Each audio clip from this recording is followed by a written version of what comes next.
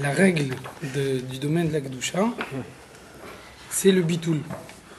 Et qu'on peut recevoir la lumière de la Kedusha que dans la mesure où on est batel devant le domaine de la Kedusha.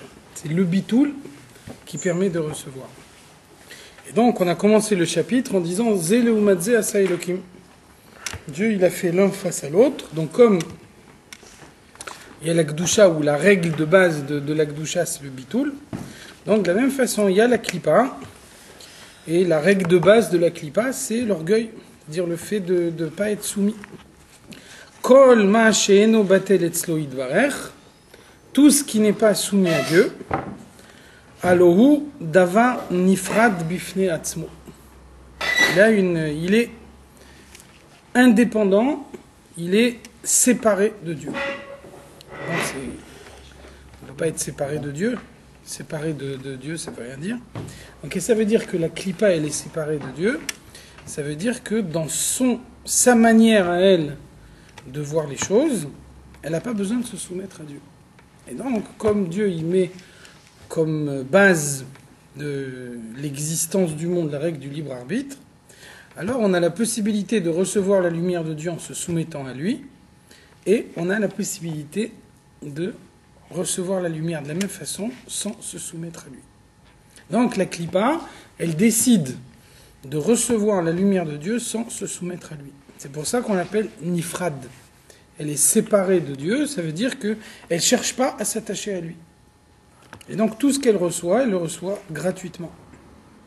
C'est pour ça que on cite toujours dans la Chassidoute, on cite toujours, il y a un verset dans la Torah, on dit, quand les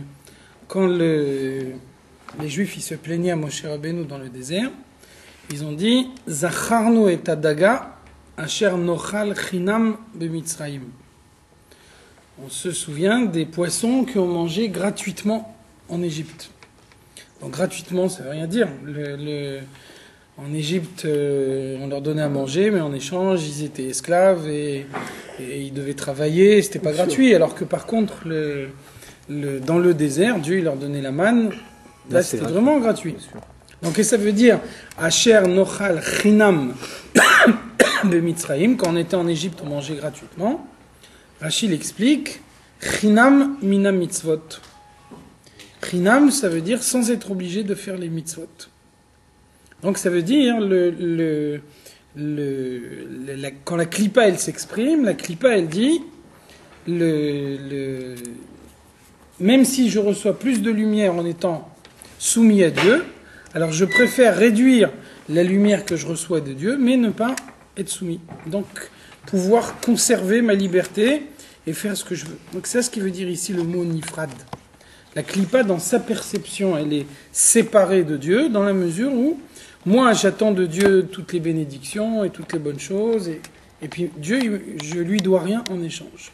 Donc ça, c'est une attitude de la klipa.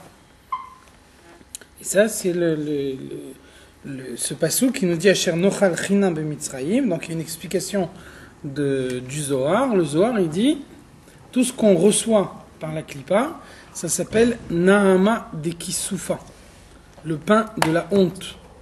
Ça veut dire le pain de la honte, ça veut dire le pain qu'on ne s'est pas fatigué pour le gagner.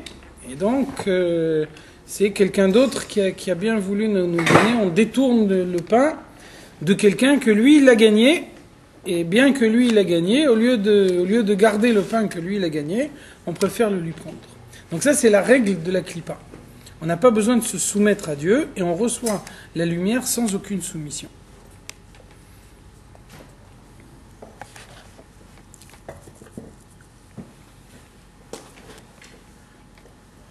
Donc, Eno mekabel chayut mikdushato shel hakadosh baruch hu miprinat pnimit hakdusha. Donc, la question qu'on peut se poser, si tout le monde reçoit de la même façon, qu'on soit soumis à Dieu, qu'on ne soit pas soumis à Dieu, on reçoit de la même façon, alors à quoi ça sert de se soumettre à Dieu? Donc, le Tanya, il répond tout de suite, selon qu'on est soumis ou qu'on n'est pas soumis, c'est pas la même lumière qu'on reçoit.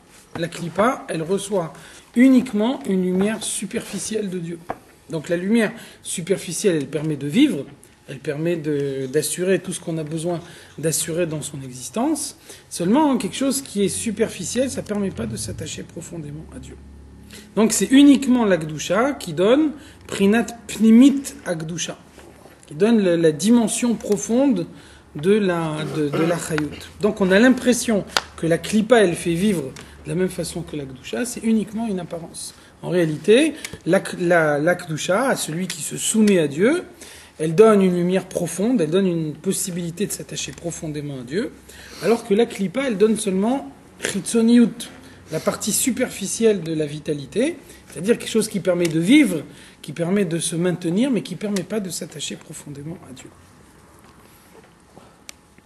Et là, miprina tachoraim, donc ça veut dire que par l'intermédiaire de la Klippa, ce qu'on reçoit, c'est la partie la plus superficielle de Dieu. Donc on a déjà vu la dernière fois que panim, en hébreu, ça veut dire le visage, et pnimiut, ça veut dire la profondeur. Inversement, le achoraim, ça veut dire superficiel, et puis achor, ça veut dire tourner le dos, donner le dos. Donc ça, c'est exactement l'image de la manière dont la Kedusha et la Klippa, elles distribuent la vie. La vie qui vient de la Kedusha, c'est une vie profonde. Pourquoi c'est une vie profonde ? Parce que celui